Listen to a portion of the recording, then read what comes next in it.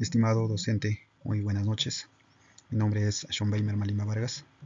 Bueno, en esta ocasión vamos a hablar un poco del enunciado que nos ha brindado. Hemos utilizado para el siguiente análisis que se centra en una armadura sometida de cargas estáticas, una herramienta como el diagrama de cuerpo libre para determinar reacciones en apoyos y fuerzas internas en cada barra.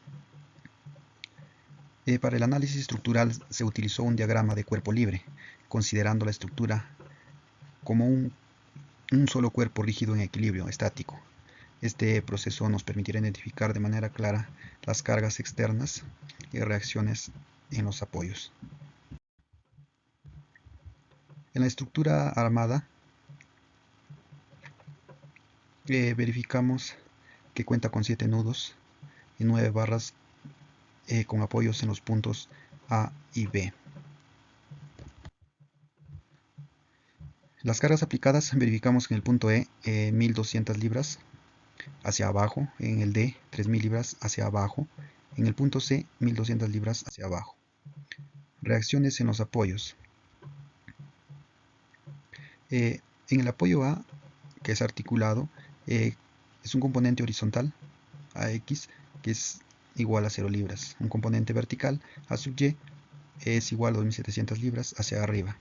El apoyo B, un rodillo, componente vertical BY, que es de 2700 libras hacia arriba. Los nudos de estructura.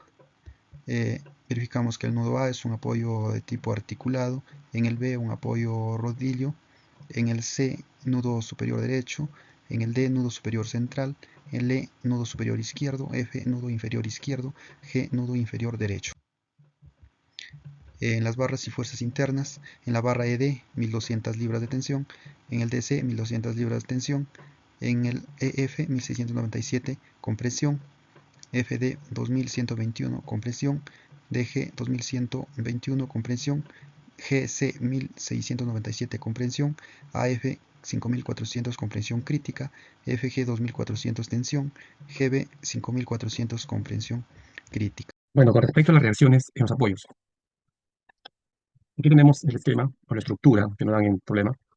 Y para encontrar las reacciones en los apoyos tenemos que considerar los cálculos de reacciones. Esto implica las fuerzas aplicadas y las reacciones que hay, ¿no? Entonces, las fuerzas aplicadas externas tenemos que son en el punto E, son 1200 libras, en el punto D, 3000 libras, en el punto C, igual 1200 libras. Y a estas fuerzas aplicadas externas hay una reacción, ¿no? En el punto A tenemos que hay un apoyo tipo articulado, ¿no? Por eso se desglosa en dos partes, A sub X y A sub Y. En el lado del punto B tenemos una reacción de B sub Y. Un solo sentido porque solamente tiene toque de tipo de rodillo, ¿no? Entonces aquí tenemos que usar unas ecuaciones de equilibrio para poder encontrar estas reacciones. Aquí tenemos unas fuerzas horizontales, ¿no? Que es la sumatoria de las F sub X, que es igual a 0. Y es igual a 0 porque no hay una fuerza horizontal, sino es vertical, como bien lo vemos en el problema.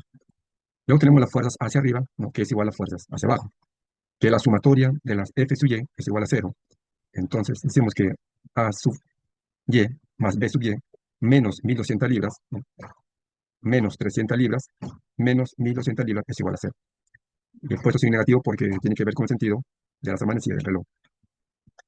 Operando esta ecuación tenemos que nos da que A sub Y más B sub Y es igual a 5400 libras. Luego vamos a tomar los momentos, ¿no? Respecto al punto A. Y así eliminamos A sub X y A sub Y. Entonces tenemos que B sub Y es 16 porque tenemos que sumar todo la trayectoria, ¿no? Que son 4 más 4 más 4 más 4 pies son 16, menos 3000 por 8, que llega hasta el de este punto al centro, son 4 más 4 son 8, menos 1200, que este punto C, de E a C, hay 16 pies. Reemplazamos valores y nos da que B sub Y tiene un valor de 2700 libras. Reemplazamos la ecuación del 3 en 2 y nos da un valor de 2700 libras A sub Y. Como vemos acá, A sub Y en 2700, B sub Y, el mismo valor.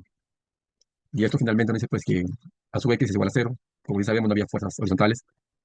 Y vemos los valores que A sub Y es igual a 2700 y B sub Y es igual a 2070 libras. Significa que las reacciones son iguales, ¿no? Entonces, esto nos dice de que va a haber una estructura equilibrada y simétrica, ¿no? Ya que las reacciones en A y B son iguales, como hemos visto. Por lo tanto, es una estructura estable. Gracias. Esto es todo.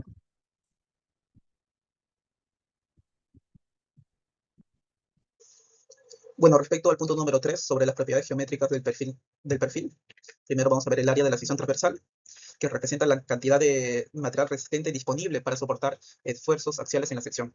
Bueno, su fórmula es pi sobre 4 por la diferencia de cuadrados de sus diámetros. Como sus diámetros respectivamente son 75 y 50, sería 5.625 menos 2.500 por pi sobre 4, que al final nos da una área total de 2.454.37 milímetros al cuadrado. Bueno, el momento de inercia mide la resistencia de la sección a la flexión. Sabemos que a mayor inercia, más rígida es la sección y menos se deforma. Su fórmula es parecida a la de área, que es pi sobre 64 por la diferencia de su diámetro, pero ahora elevado a la cuarta potencia, que sería 75 elevado a la cuarta menos 50 elevado a la cuarta por pi sobre 64, que nos da un total del momento de inercia de 1.246.370 milímetros a la cuarta. Sabiendo esto, también sabemos que el tubo hueco distribuye el material en la periferia y así maximiza la resistencia a la flexión y a las rigidez de las barras antivibraciones. Bueno, en el módulo de sección sabemos que relaciona la inercia con el punto más alejado del eje, que va a ser C, y podemos ver que la fórmula es momento de inercia sobre C, que es el punto más alejado, que sería el diámetro mayor, entre 2. Y como sabemos que el momento de inercia es 1.246.370 entre 37.5, nos daría un total de 33.236 milímetros al cubo. Y sabemos que a mayor módulo de sección puede resistir mayor momento flector antes de que el material comience a fluir. Como última parte vemos el radio de giro, que indica qué tan distribuido está el área respecto al eje. Sabemos que a mayor radio la barra resiste mejor la compresión sin pandear. Cuando la fórmula sencilla sería la raíz cuadrada del momento de inercia sobre el área transversal, que nos da al final un radio de giro de 22.54 milímetros, que sabemos que a mayor radio de giro, menor es el test y menor riesgo de pandeo. Eso sería todo. Gracias. Bien, continuando el punto 4, el cálculo de fuerzas en las barras.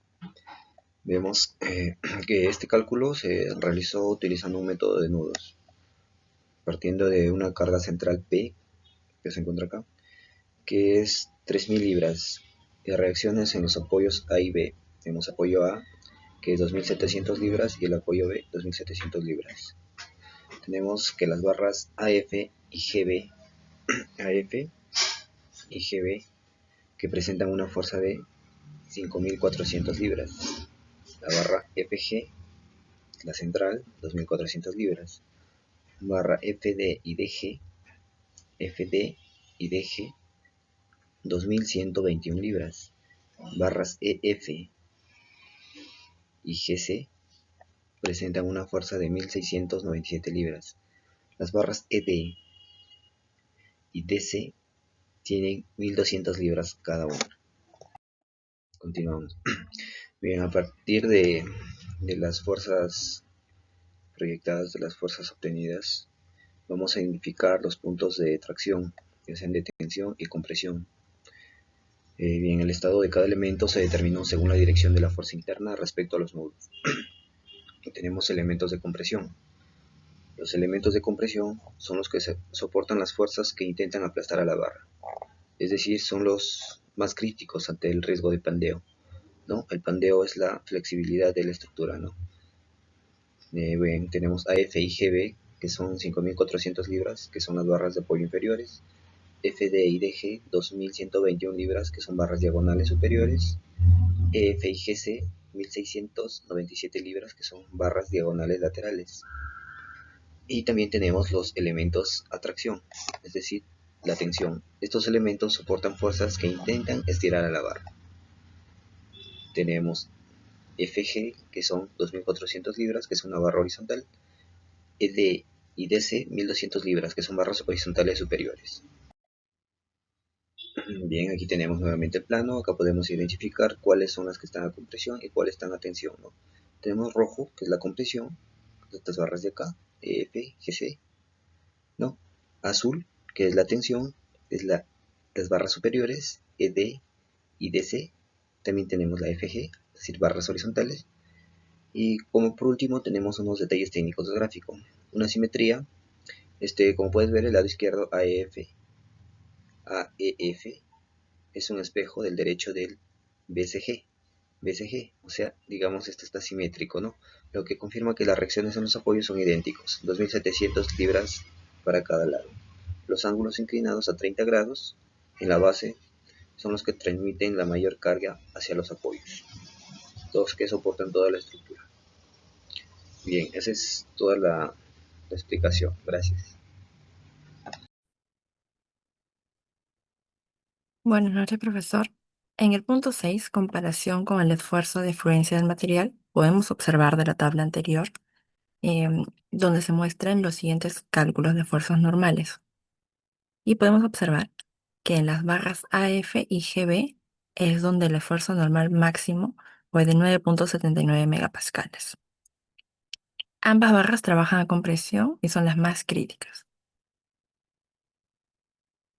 El estado de fluencia del acero ASTM A36, que es en el que se trabaja este caso, es de 250 megapascales, siendo 9.79, el valor que acabo de mencionar, menor a 250.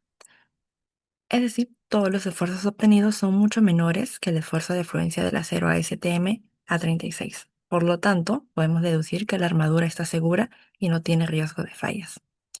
Eso es todo. Gracias. Buenas noches, profesor. Continuando con el tema, acá tenemos la estructura donde el esfuerzo actuante es menor al límite de fluencia, ¿no? Donde el porcentaje es 4% de su capacidad, ¿no? Y acá tenemos dos elementos que están en riesgo de pandeo por el estado de comprensión. Acá tenemos la fórmula de la esbeltez que nos va a ayudar a determinar si la estructura va a sufrir de pandeo. Por ejemplo, ¿no? De 0 a 100, la zona es muy segura, pero si de 100 a 200 es más o menos, ¿no? Segura. Pero en cambio, si es de 200 o más, no es segura. Acá se calculó la longitud y el radio de giro, ¿no? Acá tenemos el cálculo de la esbeltez, que el resultado fue 69. Acá, interpretando los resultados, el valor fue 69, donde es menor que 100.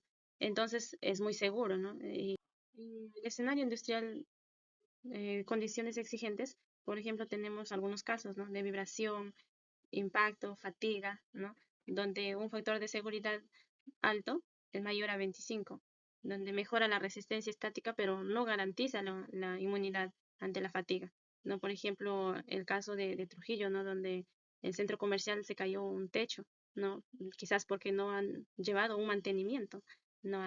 Entonces puede ser que los pernos se aflojen o la soldadura falla, entonces no es seguro la estructura. Acá, por ejemplo, la pregunta que nos deberíamos hacer, ¿no? ¿Requiere el rediseño de la geometría? ¿No? En el estado actual, por ejemplo, el diseño es muy seguro, ¿no? La propuesta sería, ¿no? Reducir el espesor de la pared, el grado del acero, para disminuir el peso y costos sin comprometer la seguridad.